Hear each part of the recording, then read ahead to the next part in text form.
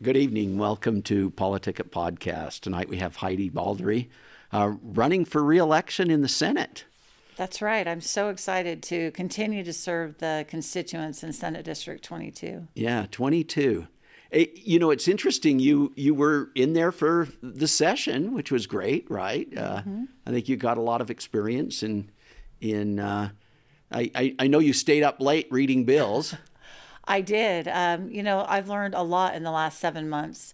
It was nice being able to go in. I actually happened to know every single legislator before I walked through those doors, which definitely minimized the learning curve.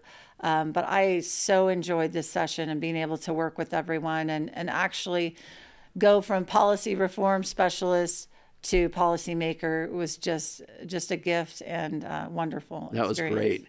You know, why don't you tell people a little bit about you? Okay. You know, where are you from? Why'd you get into this? What got into your mind to actually run for public office?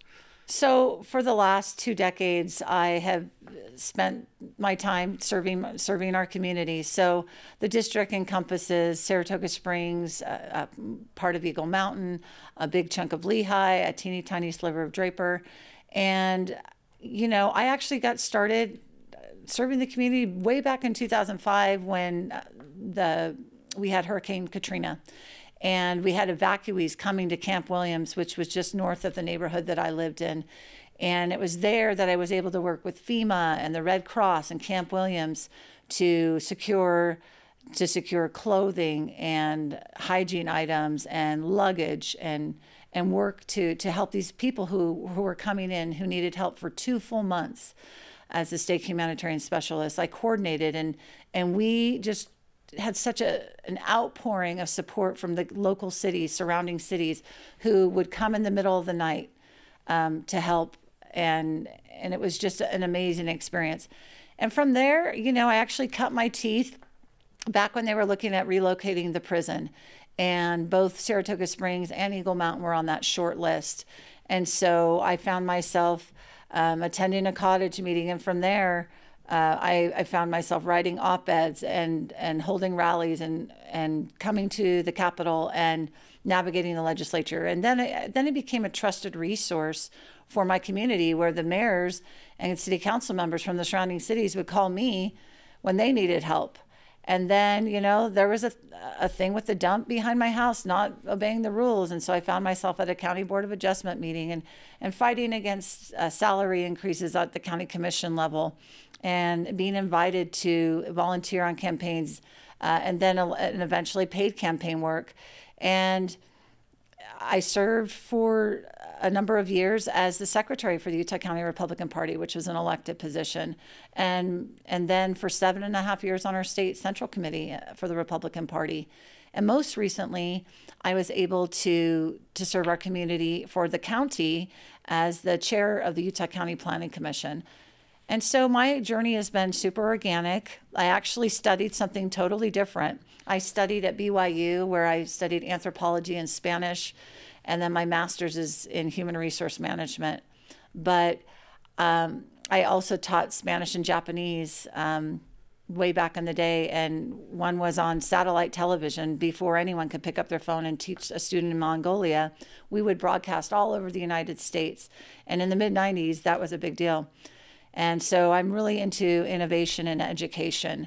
And then I also taught in California at a private school. So, you know, as a product of the public school system and having 4 children who have gone through the public school system and working in both the public and private sector, I just value school choice and innovation and wanting to do something different so that we don't continue to have the same results in education.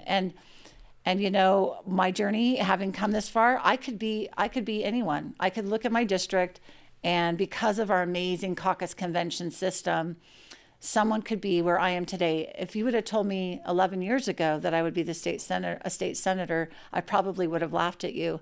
But because of the ability for everyday citizens like myself to participate in this, it's not like other states that I've lived in, like Washington, Pennsylvania, Idaho, where you have to pay to play $10,000 a plate to even be invited to a function or be elected by a current member of the legislature to even get into office. So only in Utah could you have a situation where we have people just like myself, just like them, being a sitting state senator. Yeah, where you signed up. What got into you that night when Senator Andrigg Oh my goodness. stepped down so he could feed his family? I remember exactly where I was. I was working at Americans for Prosperity Utah. It was a call bank night, and the text started rolling in. Have you seen this? And it was a screenshot of the press release from Senator Andrigg saying that he was going to resign, and it was saying, "Heidi for president, Heidi, Senator Heidi, when are you going to run?" Oh, so people were writing you then, basically saying you need to do this. People were asking me and encouraging me to run, and you know, the closest thing that I was working on policy reform at Americans for Prosperity Utah, trying to get good candidates elected, trying to pass and improve policy, but to go from policy reform specialist to policymaker, it seemed like the next logical step, and it was a gift that, you know, had opened up without an incumbent. A lot of people had the same idea. So there were originally 14 candidates, one dropped out, and there were 13 of us. And then at the end of the day, at the special election, after 4 hours and 6 rounds of balloting, I emerged the victor. That's something. In fact, both of your opponents this time were eliminated fairly early in that process. They were. Mm-hmm. And so where did you grow up at? So I grew up in California. I like to consider myself a political economic refugee from California. But the last 2 decades and for the foreseeable future, Utah is my home. Our children were raised here. We're actually at a great place in life to be able to have the bandwidth to do the service and justice that this job deserves. So we have 3 young adults living in Provo, and we have our youngest is a senior in high school at Westlake High School in Saratoga Springs. Oh, very cool. So you live in Saratoga Springs then? We do, about a half mile from the new temple there. Oh, very good. Mm-hmm. So the motivation really just kind of was organic. It kind of grew out of what you were doing previous to that. Exactly. Mm-hmm. Yeah. What was that like being in the Senate? I mean, you were the new kid, right? Yeah. Yeah. I loved it. There were, we would observe things as trying to contact and connect with the legislators.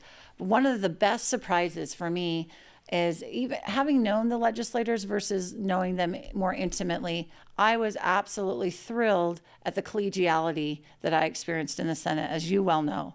I knew things were not bad, as the media likes to portray that there's some divide that is imaginary. We absolutely disagree on policy, and you and I know that. But just how kind. Well, you and I don't disagree that much. Correct. We're on the same page. But really, how fun it was and enjoyable to work. You know, our offices are right there, and I've got Senator Kwan and Senator Bluen and right next to me, and we just enjoy each other's company so much. And when it comes to policy, we respectfully and strongly disagree.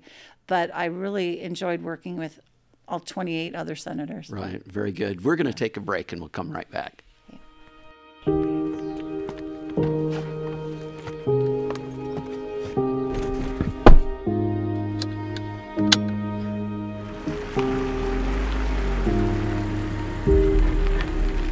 Hey Siri, how do I get to the state capitol?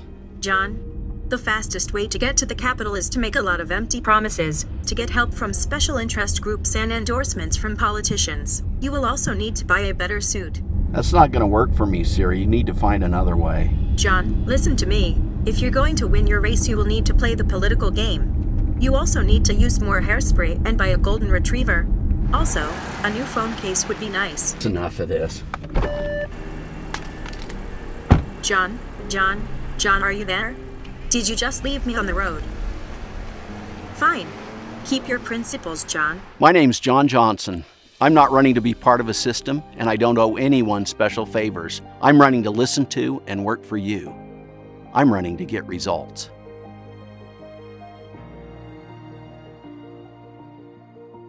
Welcome back to PoliticIt. We've got Heidi Balderree here, candidate for Senate District 22 for re-election. Yes. Yeah. So let's kind of shift a little bit to your policy goals and the kinds of things that you like to work on. Sure. So when I worked for Americans for Prosperity Utah, we worked a lot on occupational licensing reform and tax reform. And we also worked for 2 years to get school choice passed in the state of Utah. So I'm proud to have been a huge part of that being a current reality, because no child should be confined by their zip code. And as you well know, having several children yourself, that each of our children are different. And while the public school may work well for some, it's not for everyone. And really putting children back in the driver's seat has been a huge gift for so many parents in Utah. As you well know, when the Utah Fits All Scholarship came about, the first day the website opened, the site crashed because it had so much traffic. And within the week, they had over 10,000 people enrolling for those scholarships. And we only have 10,000 scholarships. Exactly. So if people... It's over 15 now. Yes, and people have said, well, I don't think that many people need it. Obviously they do, and that's been proven. Well, I like the whole focus of you fits all, right? Mm-hmm. Where the focus is finding a place where your child fits. Right. That has the right opportunities for them. And I think parents that get involved in that kind of thing are the most help to their kids, right? And they understand them the most. So absolutely. So let's talk about some of the other policies. Yeah, of course, you worked on the tax reform deal. That's right. You co-sponsored that. That's right. I was the co-sponsor of the income tax amendments to reduce our income tax rate down to 4.55%. And actually, I'd like to tell you that one of the things I know that you and I are probably on the same page is we'd like to see the Social Security tax on the income go away completely. And you mentioned it's currently at 75%. Yeah, where you get a credit up to 75% of it. That was actually down in the 30s when I first got in the Senate. Well, so we've come quite a ways, haven't we? Yes, we have, and I'd like to take it all the way across the finish line and see that done away with. Just like I think there's 41 other states who've already done that, and I think that we need to be right there and join them. Yeah. Mm-hmm. So that was a great thing. The other thing we did was eliminated the tax on military income too. Yes. Yes. So, thank you. And so what are some of the bills that you were the most passionate about this session?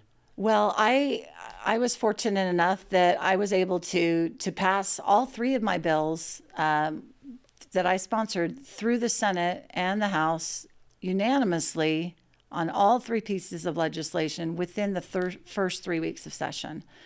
And I believe that one of the reasons I was able to do that is because of the relationships that I've developed over the years with the current legislators. And so I did a lot for our military. You know, our military members make up 10% of our state's GDP. And the first bill that I did was called Military Licensing Amendments.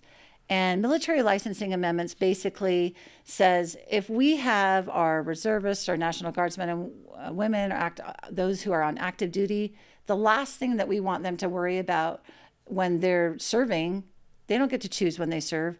If it's their anniversary or their grandchild is being born or their own child, they don't get to pick. And the last thing we want them to have to worry about is re-upping their expired occupational and professional license. And so what the bill does is it says you will not be penalized if your license expires, and we'll give you 90 days to do that. After they're out. And we're going to waive that fee. So that was the first one. The second one was nationally, we have a recruitment problem and retention problem with our military. Now, there are a lot of things I don't believe the government has any business doing, but absolutely the proper role of government is to provide for national and state defense. And so in order to mitigate the retention and recruitment issues, this bill provides for the National Guard to be able to do either a retention or recruitment bonus to make sure that we are properly So you got to use your HR hat on there, didn't you? I sure did. Yeah. Oh, Actually, yeah, let's talk about that one. I was a floor sponsor and for some pieces of legislation over in the House, and I was honored to have 10 different House members come to me and ask me to be the sponsor for their pieces of legislation, and 11 pieces of legislation with 10 different House members. One of them, we talk about we need to reduce government, shrink government. And in House Bill 77 with Representative Stephanie Gracious, we actually did that. We looked at a program for its Division of Human Resources Management, and there was a program that had not been utilized since we put it in place. So we repealed that, and it's actually going to save the state $2,200 this year, 2024, and then an additional $6,500 ongoing that we cut from the government. So I'm proud of that. The other thing I did was to help our youth. My district is, again, one of the fastest growing in the state. We have a lot of young people in our district. And actually, my predecessor, former Senator Andre, back in 2017, he did what is commonly known as the Lemonade Law. And the Lemonade Law basically said, if you're a kid, you don't have to have an occupational license or permit to have a lemonade stand, walk someone's dog, clean window wells, sell Pokemon cards, whatever. And so I thought this is a great idea. But how many of us know 18-year-olds who are still in high school? They're seniors in high school, but because they're 18, they're no longer considered a minor, so they did not fall under that umbrella. So what I did was to expand it to under 19. So we make sure that we encourage our youth entrepreneurship and give them that same benefit for our seniors in high school. That's good. So, you chaired the Social Services Committee. I did. And this was a pretty tight year. Yes. Right? Our revenues were 10 times less this year than the prior year. And it was such a pleasure to have you as a fiscal conservative on that committee. And as you well remember, on that first budget meeting, when we looked at cuts, which is totally appropriate to look at cutting spending before we look at requests for appropriations or new spending.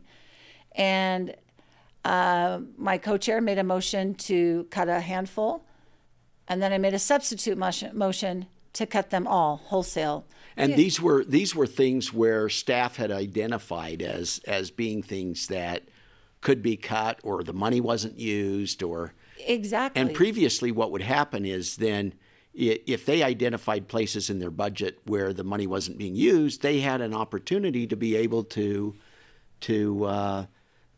get that money reallocated for a different purpose. Correct. And the other thing was the departments had actually agreed to these cuts. And as you well know, we have fiscal analysts who are year-round staff who I frankly don't know where their politics are because they're so professional, who've looked year-round at these numbers and where the best places are to cut, very objective. And, when we initially passed that, you could hear a pin drop in that room. Yeah. I remember because Senator Kennedy and I were right with you, and people were kind of shocked. But the whole point was, well, if these are being cut, then they ought to get in line with everybody else for new appropriation. That's money, exactly right. And that's kind of that was kind of the impetus behind it, right? Right. And if we say we're fiscal conservatives, it's not just about tax cuts. We have to be willing to cut spending as well. And, I remember the Speaker of the House and the Senate President coming up to me after that meeting and giving me knuckles because you just don't see a lot of that, of people willing to take those big cuts like we did that first day. Right. Well, and we didn't have the budget money, really. Correct. So in order for anybody past that to get new funding, there had to be money that was available, right? Absolutely. Absolutely. And it was great to do that. And eventually some of those cuts were restored. But interestingly enough, as we know, executive appropriations came in, at the end of our budget presentation, and they actually... The ones that were restored, the handful restored at the next meeting, they actually cut those again with the exception of one. So they did what we did on day one, -1. Right. So, I think they needed to know that people did have... we're supporting them in doing these kinds of things. Right. So we're out of time. Oh, But why don't you make a final pitch to? I mean, you've got a convention coming up. I do. Right. When is that? So it's Saturday, April 27th. So 2 Okay. weeks. So it's the state convention, right? It is. And that's because you cross into another county, right? Correct. We've got a sliver of the South Mountain part of Draper in Salt Lake County. Okay. So why don't you make a pitch to the delegates? Hi, I'm Senator Heidi Balderree, and I'm running for re-election to Senate District 22 to continue being your senator. I'm tried, I'm proven, and I'm tested. And it's not just me who'd say that. We can look at the scorecards that I received this session, primarily from the Libertas Institute. For protecting your liberties, out of 104 legislators, I was #1 in the entire legislature with the highest score. And then for the Utah Taxpayers Association, as a friend of the Utah taxpayer, I was one of only 18 legislators to receive a 100% scorecard. So I'm not only protecting your liberties, I'm protecting your wallet. And what I will say is, I am the people's choice. They elected me last October, and I came out the victor there out of 13 candidates. I've got 2 that are coming back. I'm going to win again so that I can continue to preserve your liberties and your taxpayer dollars. And I invite you to please vote for me on the primary ballot on June 25th. And if you're a delegate, on April 27th. I love being your senator. I love where we live, and let's keep it that way. Let's keep it free. Thank you. Thank you. Very good. Heidi Balderree, nice having you. Thank you so much. We'll see you later.